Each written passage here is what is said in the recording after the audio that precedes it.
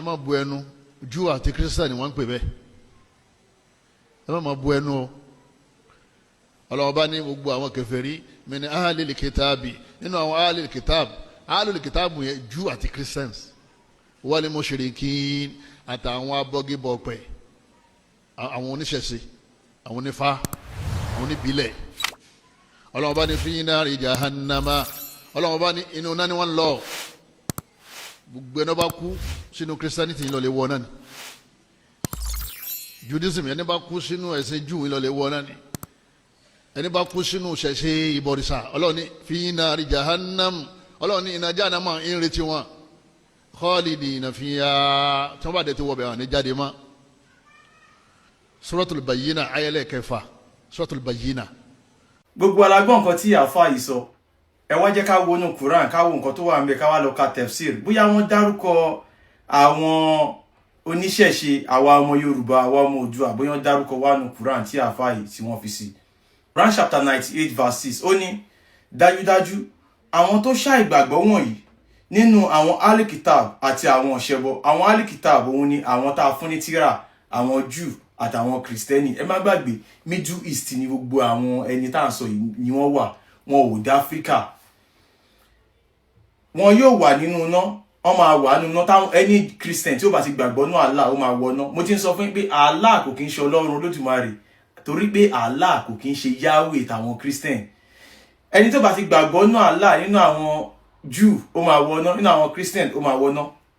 olùṣègbére ni wọ́n nínú rẹ̀ ó máa wà bẹ́ẹ̀ tí láíláí àwọn wọ̀nyẹn àwọn ni ẹ̀dá tó burú jùlọ lọ́dọ̀ Allah ẹni tí ó bá ti gbàgbọ́ nínú Allah òun ni ẹ̀dá tó burú jùlọ ẹ wáyé ká lọ wo tafsiri aya yìí àwọn ọ̀ṣẹbọ tí wọ́n sọ yìí ṣáwọn oníṣẹ̀ṣe ṣáwọn ọmọ Yorùbá ni wọ́n ń bá wí ẹ ká lọ sí tafsir Ibn Abbas ó ṣàlàyé ó ní those who disbelieve in Muhammad and the Quran àwọn tó ṣàìgbàgbọ́ nínú Muhammadu àti Quran among the people of the scriptures and the idolaters nínú àwọn tá a ti fún ní tírà àti àwọn ọ̀ṣẹbọ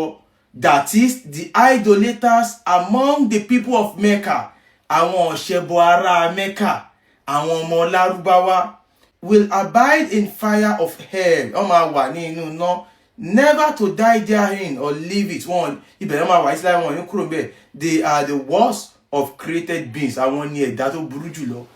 àwọn ará Mecca mo sọ fún yín kò sí àyà ẹyọ kan nínú Quran tó sọ̀rọ̀ nípa àwa ọmọ Yorùbá wọ́n gbé ẹ̀sìn Islam wá láti wá fi ba ayé wa jẹ́ nílẹ̀ Yorùbá ni ẹ rí ẹ wo bọ́n ṣe ń pa wọ́n ní Kwara kí ló fi ń pa wọ́n bisimilahi Allahu Akbar òun náà ni wọ́n fi ń pa wọ́n kí nìdí torí pé wọn ò gba Sharia torí pé wọn ò gba Islam ẹ̀sìn Islam wọ́n fi ń ba ayé èèyàn jẹ́ ni mo fi sọ fún yín pé kò sí nǹkan tó lè gbà yín lẹ́nu Quran ìtàn lásán ni kò nítumọ̀ irọ́ lásán ló wà ń bẹ̀ àṣà àti ìṣe wa tó jẹ́ agbára wa yẹn wọ́n fẹ́ fi ẹ̀sìn yẹn fi ọgbọ́n gbà á dànù lọ́wọ́ wa ìwọ tó bá jẹ́ ọmọ Oòduà tó bá lọ fi nǹkan tó ń ṣe nílé ẹ tó lọ fi sílẹ̀ ìjọ tí ìyá ẹ bá máa jẹ ò ní lè padà síbẹ̀ mọ́ á ti bọ́ torí pé ẹ̀dá tó bá ti gbàgbé orísun ẹ̀dá bẹ́ẹ̀ máa gbẹ ni ẹni tó bá sọ lẹ́nu ó ti sàpò ìyàkọ́ wọ́n fẹ́ kí a sọ lẹ́nu ká lè bá a sàpò ìyàkọ́ kí ìyà táwọn Fúlàní fẹ́ fi jẹ wá kó lè bá a jẹ wá dáadáa ẹ̀yin ọmọ Oòduà Allah kò kí ń ṣe Ọlọ́run Olódùmarè èrè lásán ni gbogbo ọ̀rọ̀ tí mo kà yìí Muhammadu ló sọ ṣìgìdì lásán ni Allah olúwa ilé Kaaba Allah ò lè ṣe nǹkan kan ó dá ó sọ wípé ó ti dá iná lẹ̀ fún àwọn tí ò bá ti ṣe Islam ó tún wá mú àwọn èèyàn ní tipátì kúùkù wípé àfikún tún ṣe ẹ̀sìn Islam ẹ ṣe fi wálẹ̀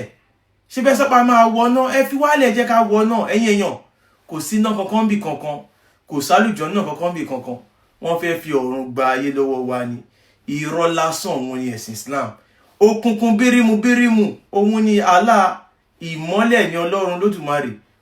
Olódùmarè ò lẹ́sìn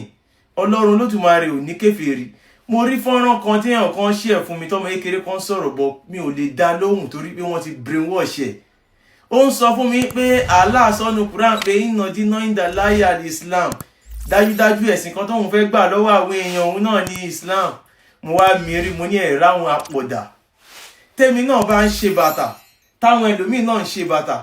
mo lè sọ fáwọn èèyàn yìí pé èèyàn tí mo máa gbà sínú ilé mi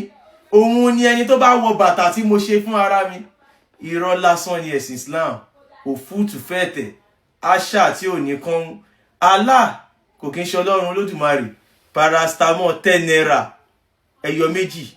ó lágbára ju Allah lọ. Gbogbo ọ̀rọ̀ tá à ń sọ yìí ó máa tó yé yín. Tó bá wá yé yín tán ṣe rí gbogbo àwọn àfáà yìí pátápátá a máa dá wọn dọ̀bálẹ̀, a máa lù wọ́n ní àlùbami torí pé olórí burúkú ni ọ̀pọ̀lọpọ̀ nínú wọn. Àwọn náà wá báyé wa jẹ́ o. Àwọn wá báyé wa jẹ́ ni o. Ọ̀pọ̀lọpọ̀ wọn Fúlàní dẹ̀ ni wọ́n kì í ṣọmọ Oòduà, wọn kì í ṣọmọ Yorùbá. Wọ́n fẹ́ gba ilẹ̀ wa fún ìran Fúlàní ni. Allah kò kí ń ṣe Ọlọ́run Olódùmarè. Olúwa ilé Kàbá ni. Mo sọ yìí mo dúró. Ó dìgbà. This is Oòduà TV Watch. Don't forget to subscribe, comment your opinion, like, comment and share so that other people can get access to what you enjoy on our channel. Thank you. We love you.